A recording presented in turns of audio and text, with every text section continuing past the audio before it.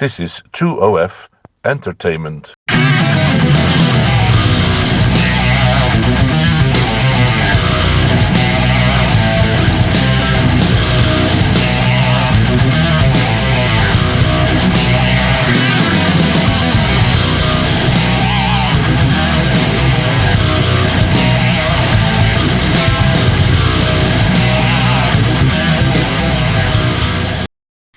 Hi, it's Kipin Levates here, and this video covers the NFT license as released by Dapper Labs, and you can find it on nftlicense.org.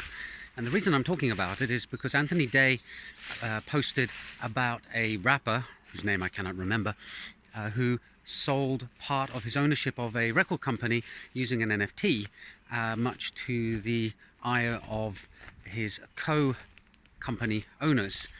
And Ishan Roy then posted a link to this license, and I thought I'd have a look into it. And the first thing that strikes me is that you can see the struggle the lawyer, if indeed it was a lawyer who drafted it, had with dealing with the concept of NFTs and the issues that it raises. And I think we've still got a long debate ahead of us to actually work out how to codify the contract terms and license terms of NFTs. But on the plus side, at least the debate is being had and progress is being made. Now, there's one thing that particularly jumped out when I looked at the NFT license clauses, and that was the one on the maximum gross revenue that you can make off the artwork that the NFT you have is associated with. So to recap quickly, you have an NFT, that's an entry on a blockchain with a clearly defined owner, and it typically has some a URL in it that points to some metadata and possibly some artwork data that's sitting on another server.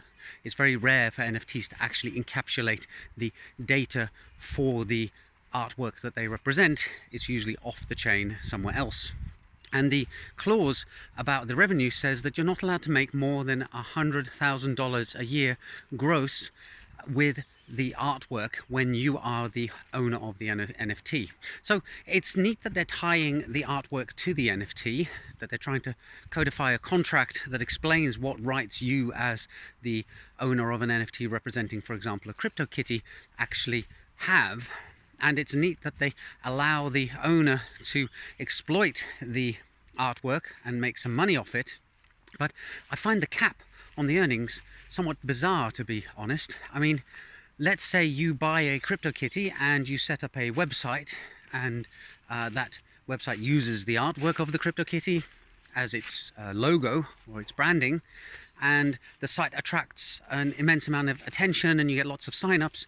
Does the revenue made from people paying a subscription, for example, count towards the exploitation of that CryptoKitty? And secondly, how can you cap your gross revenue?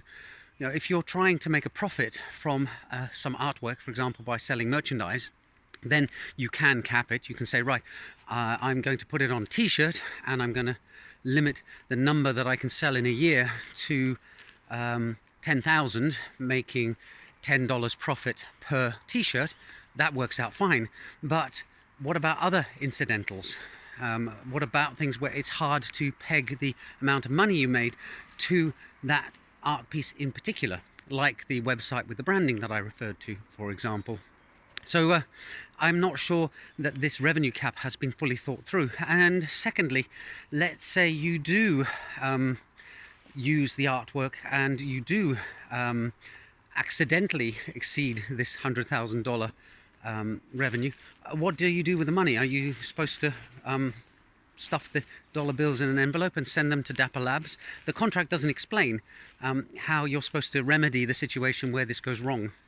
So as I said, I think this cap is kind of bizarre, and I'd love to know the reason why Dapper Labs felt that it was necessary. Anyway, just a quick look at the NFT license provided by the company behind Flow and the CryptoKitty phenomenon. Hope you found it interesting and it gave you something to think about, and I'll see you in the next video soon. Bye for now.